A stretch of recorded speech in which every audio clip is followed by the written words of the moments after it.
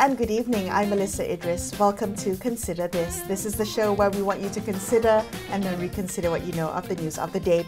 In 2026, Malaysia plans to ban children under the age of 16 from signing up for social media accounts. Now, the move mirrors Australia's sweeping restrictions and signals a growing global push to limit young people's exposure online.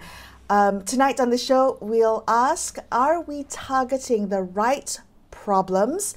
And are we prepared for the trade-offs that protection will require us to give up? So joining me on the show is Dr. Benjamin Loh, who's the course director for Monash University Malaysia's Bachelor of Digital Media and Communication. Ben, good to have you on the show always. Thank you so much for joining me. So Malaysia is planning to ban social media accounts for those under 16 by using the EKYC approach, the Electronic Know Your Customer approach. So maybe you can talk us through what exactly EKYC is and whether or not it is the right policy tool for the harm that we are trying to address here. I see. Thank you so much, Melissa. Always happy to be on board. Yes, EKYC is the approach that we are apparently going to use to ban under 16s from using social media.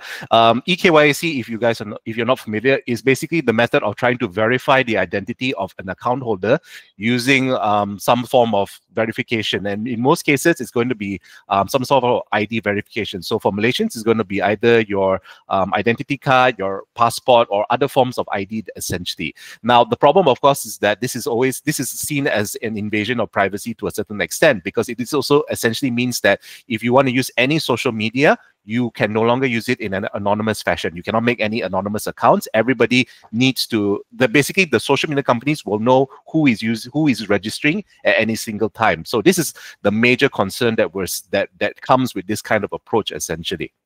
Help me understand that correctly. So no one can have multiple accounts or anonymous accounts anymore? It's unclear whether that is possible, but in terms of having, I think again, the government has not revealed how they're actually going to implement this, but from the way that we understand it is that if you want to have an account, you need to verify your age through an ID of sorts. So while you probably can make multiple accounts, you will not be able to make them anonymously. Right, and definitely not make it for someone who is under 16 years old.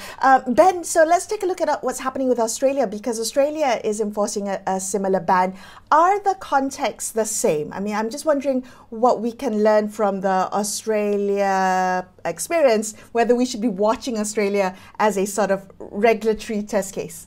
Right now, I think if you've been looking at the news, everybody is paying attention to Australia, because Australia, I mean, this whole idea of banning, teenagers under the age of under a certain age or from using social media above 13, essentially, it's not something new. Other countries in Europe have been doing it for the last couple of years, essentially. But Australia is doing it in a way that is very, very different, meaning that they're trying to expand the approach rather than just relying on either.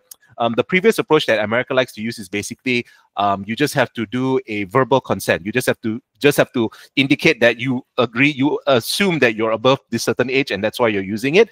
Whereas other places are using similar to what we are proposing, which is EKYC. You need to have an ID to verify.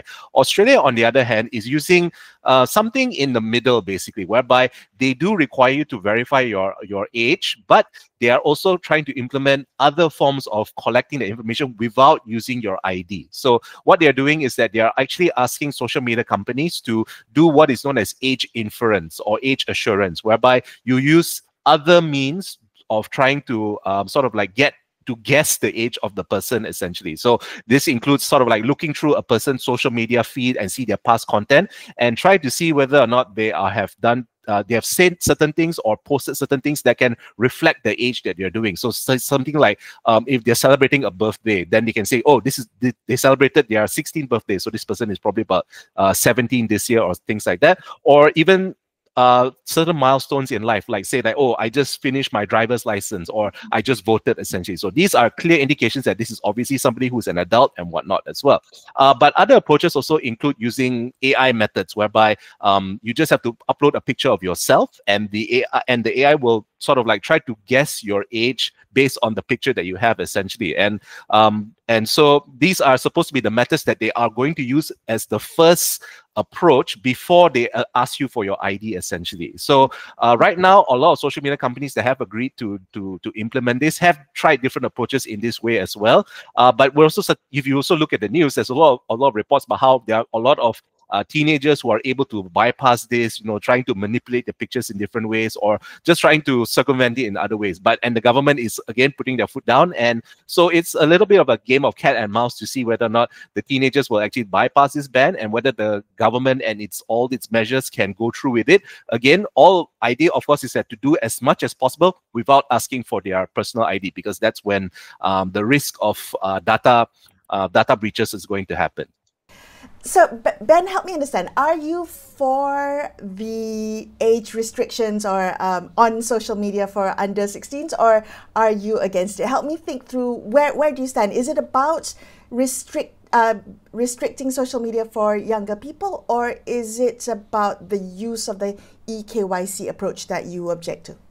I am, on the one hand, I would say that I do think that there needs to be social media controls to limit the damage that it does to our young people, essentially, because they're at this formative age, and social media is doing a lot of harms rather than good in many cases as well. That being said, the approach to regulate it is where I have a problem with. This entire EKYC approach is where things can go dramatically wrong. And again, as we've seen, if you heard, my main beef is that whenever our government collects private data from Malaysians, it also always seems to be the main source of data breaches as well. So that's always going to be a main concern. So whenever there's any new measures from the government to collect this more data from us, I'm always very wary as well, and always going to be against it for the most part. Okay, yeah, definitely. I understand the concern about privacy issues, collecting data, especially from really young people as well. Talk to me a little bit about when you say regulating the tech platforms, and clearly this has to be hand in hand, right? There should be accountability and responsibility coming from tech companies. But if we want to have them address the harms that children face online, how do we do that without resorting to approaches like the EKYC approach? Yeah. So for me, the very simple answer, and this is where tech companies will always try to claim that it's an impossible ask, essentially, is that they always claim that it is. For me, it all boils down to content moderation, or just moderation of their platforms. Tech companies have been basically dominating the public sphere. They've been controlling the public sphere, or become the platform for public discourses for the last more than 10 years now at this point, essentially. Yet they always fall short in terms of whenever they are asked to, you need to control what content comes on these things. And they, on the one hand, they say that, we're trying to defend freedom of speech. But on the other hand, they also say that it's an impossible thing to do because it's just too much content in there, and it's not practical for humans to be involved in many cases. But the thing is, this is a $1 trillion industry, and they make billions in profits on a yearly basis, and they cannot afford to have people involved in the process. It's a very ridiculous thing to ask, essentially. And all these measures of trying to get all these bans and whatnot, I would argue that I would only support it if it was proven to work. And as we've seen before in many, many situations where there are all these blanket bans that are done on the basis of age, it usually just results in two things. Number one, people find a way to circumvent all of these blocks anyway. Or number two, it forces these people to look for alternatives that are through unsafe spaces on the internet. So they expose themselves to, to viruses, to scams, to malware and whatnot as well. So it's a very problematic approach, and I'm always against these sort of like blanket bans as a result of that.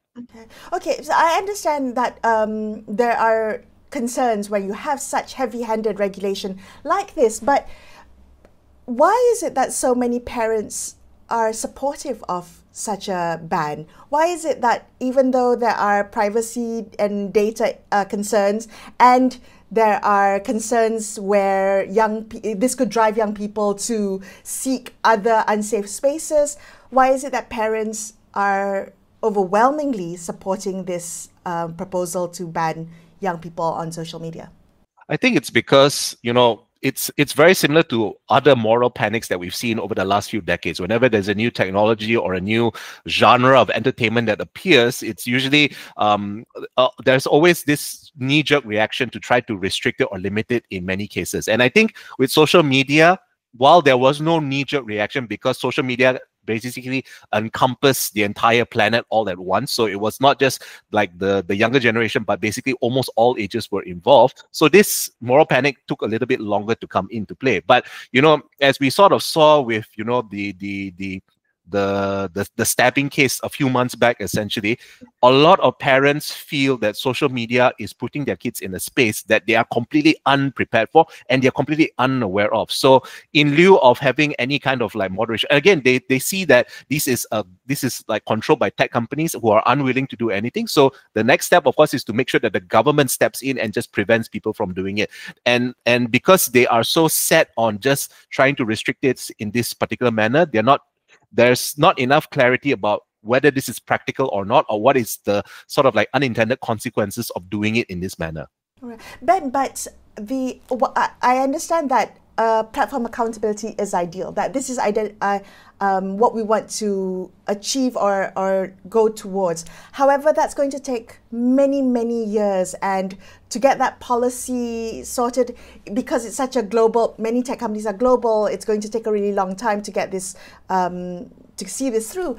In the meantime, we have children who could be exposed and could have face all these threats and risks online, or even suffer from online bullying and the like.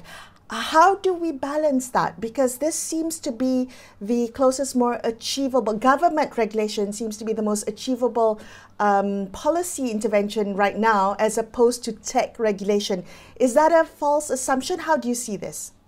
Well, I think that's a narrative that the tech companies would like to sort of like put it out there, essentially, for the most part. And the thing is, we've seen it before, you know, like again, looking to Australia, they did have the sort of like the content code, you know, the news sharing code that they have, essentially, that did force tech companies to sort of like adhere to their regulations to a certain extent. So while that can be done for, I mean, that proves that while blanket bans is something that they will always acquiesce to, it also means that if you do want to force them to do some other forms of moderation, that can also be done. And that means that the governments have to step up and they have to sort of like put their foot down when it comes to dealing with tech companies in many cases. Ben, thank you so much for being on the show. Always a pleasure talking to you. Dr. Benjamin Loh from Monash University, Malaysia there. We're going to take a quick break here and consider this. We'll be back with more. Stay tuned.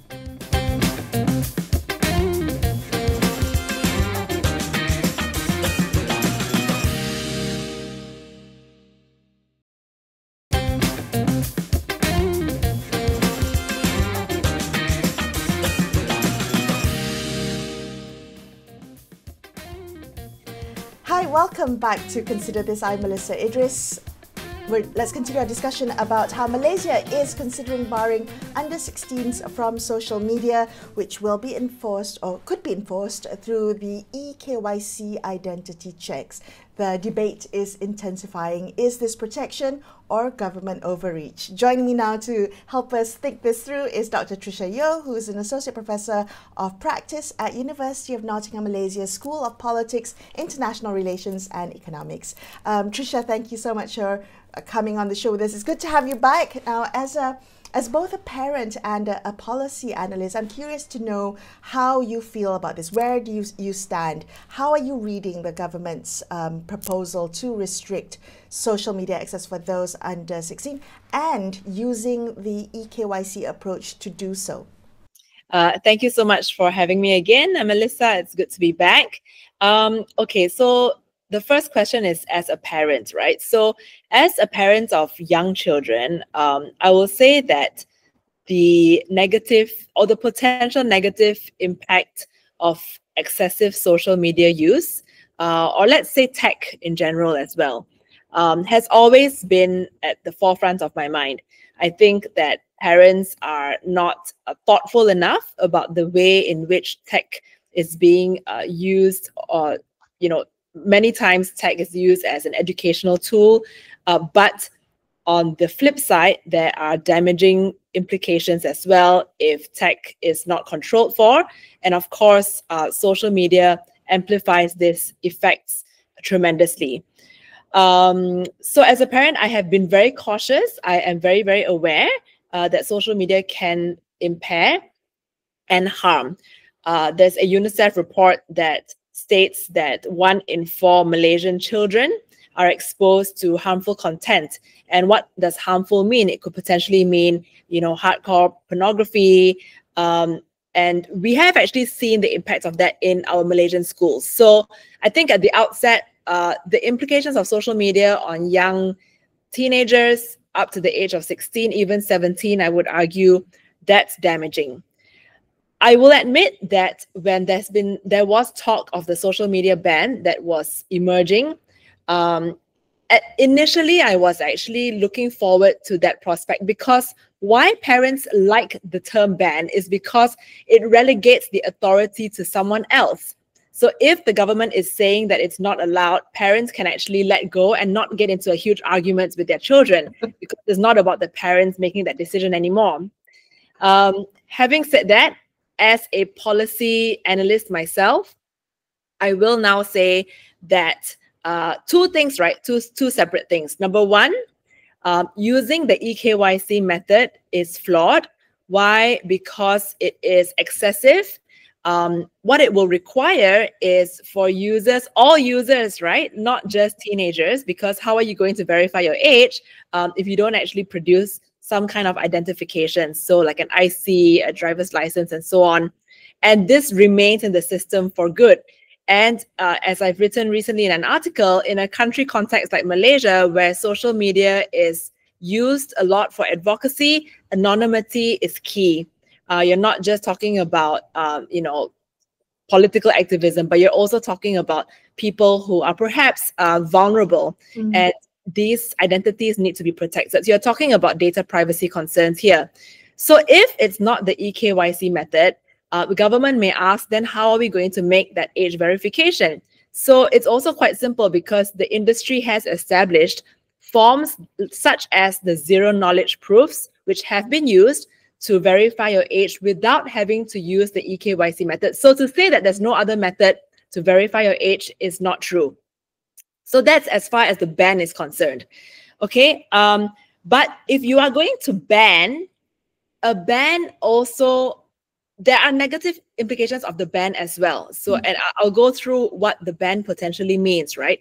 So a ban potentially means that, number one, some potential positive effects of social media, which are used for educational means or for gaining community and so on, especially for vulnerable children or children who don't have access to the kinds of quality education otherwise that they could have, they could be left out.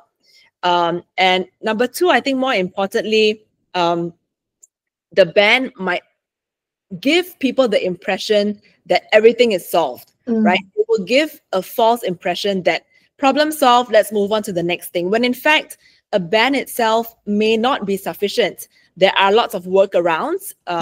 Children and teenagers are very smart. They can actually use, accounts that don't belong to them. There's a possibility of sharing accounts with older people. You can also access certain social media without necessarily logging in and having an identity, right? So you can just use the web-based version, for example. And I think more importantly, it also, what that means and what that does is that the government reduces the incentive, or the government is therefore reduced in its incentives and approaches to shift the onus of responsibility to other parties, such as the social media platforms themselves. So I'll just stop there for now. I think, we can talk a lot about the other policy options available. Yeah, I'm actually curious to know, because you brought up a really important point, whether blanket bans or age restrictions of this nature actually address the harms that we want to protect our children from. So if you were to think about that, Tricia, about what policy interventions are actually needed beyond an age ban, if we actually want to protect children from online harms. So other policy restrictions would be, so there's all kinds of things that you can do. So I think at the outset, like mandatory parental controls that are imposed at the device level would actually be a brilliant step, because if it's imposed at the device level, then the device automatically will update all the apps that are downloaded into that device. So you don't have to go app by app, right, to say, okay, how old am I? How old am I? And the parental controls can actually be imposed as a mandatory thing, meaning that the government can make it illegal for any parent to give their child a device without first locking the device with parental controls. And you know, the implications of, you know, what is illegal can actually be, you know, parents who don't do that can, you know, just be fined, or maybe they go for community service and they go for trainings instead on how to have safer screens for their children. The other thing is that if you make the devices responsible, so when at the point of the purchase, the devices, you know, you actually ask the question, is there going to be a child or a teenager who's accessing this? They can be responsible for doing that. And if parents don't know how to do it, devices can also have walk-in clinic sessions where they invite parents throughout the year who have made purchases to come in, and then we will help to do that for you. So that's on the device level. On the platform level, the platforms, now this is actually the crux of the matter, because what Brazil has done is actually quite brilliant. So they've just passed a whole set of laws that will, like I said, shift this responsibility to the platforms. So the platforms are now responsible to ensure that there's not going to be, for example, targeted advertising for children. So if you look at the ad revenue that's generated for consumers of social media accounts, even between the ages of 0 to 12. I mean, I don't know why we are even talking about children that age, right? So ad revenue is being generated for consumers who are that young. And it's quite significant. It's still less than the ages of between 13 to 18. But the fact that, you know, you still have millions of revenue being generated, what that means is that the social media platforms need to also come forward and be transparent about the way in which the algorithms are working. So I think in the US, there's a lot of conversation and debate that's shifting towards platforms. There's a group of, you know, advocates who are pushing forward a proposed bill to the US Congress, which is called the Social Media Algorithm Accountability Act. That's not, you know, passed at this point, but it's being debated. And this will also mandate social media algorithm audits to take place. So the audit will actually be mandated by government, and it will force platforms to come forward and say, okay, this is what the algorithms look like. Is the algorithm damaging? You know, what is it doing to children of, you know, certain ages? And ultimately, what we want to move away from is, of course, algorithms that are ad-driven and advertising revenue-driven, because this means that children are being exposed to certain products. So not just about the ads, right? I mean, you're also talking about a lot of, I mean, this can go on and on, but you're talking about also harmful content. Yes. Earlier, I referred to pornography. We haven't even started talking about, you know, content that young children and teenagers are being exposed to, which increases their potential towards violence, towards misogyny, cyberbullying, and so on. Right. Tricia, when you talk about making platforms accountable or creating platforms that are safe by design, how realistic is that? Feasibly from a policy standpoint, from government regulation standpoint, from a Malaysian government standpoint, particularly with these tech companies who are, you know, superpowers in themselves. Is it feasible for Malaysia to request or to regulate tech companies in this way? So there's two ways of looking at it. On the one hand, social media companies that provide services in a country, any country, in this case, in a country like Malaysia, they are compelled to adhere to the laws and regulations of the country within which they provide services to. However, the other way of looking at it is that because these social media companies are so large, their HQs are evidently not here, and we're a relatively small market as well. Whether or not they will comply with those laws is another matter altogether, because, for example, as we've already seen, when the Malaysian government has tried to impose the licensing regime. Not all social media companies and tech companies have agreed to that. So I think it's going to be interesting to see like how far that can go as well. However, I think it's still important for there to be a law or to be a regulation, because that provides you the platform with which consumers can demand, right, for social media companies to actually take action. So you have at least a level of reference, a touch point that you can measure them against. So that law is actually very, very crucial. And I mean, one would argue that if a company is providing services in this country, you have to oblige by the law and regulation that is imposed by the country. Definitely. Trisha, thank you so much for being on the show and sharing some of your insights with us. I appreciate you and your analysis always. Dr. Trisha Yeo from University of Nottingham, Malaysia. They're wrapping up this episode of Consider This. I'm Melissa Idris signing off for the evening. Thank you so much for watching and good night.